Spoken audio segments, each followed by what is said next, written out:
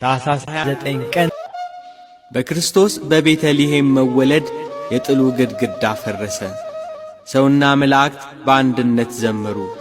ስብሐት ለእግዚአብሔር በሰማያት ለእግዚአብሔር በሰማይ ምስጋና ይሁን፣ ወሰላም በምድር ስምረቱ ለሰብ ለሰውም በጎ ፈቃድ እያሉ ጌታችን መድኃኒታችን ኢየሱስ ክርስቶስ ከድንግል ማርያም በተወለደ ጊዜ በቤተልሔም ዘመሩ።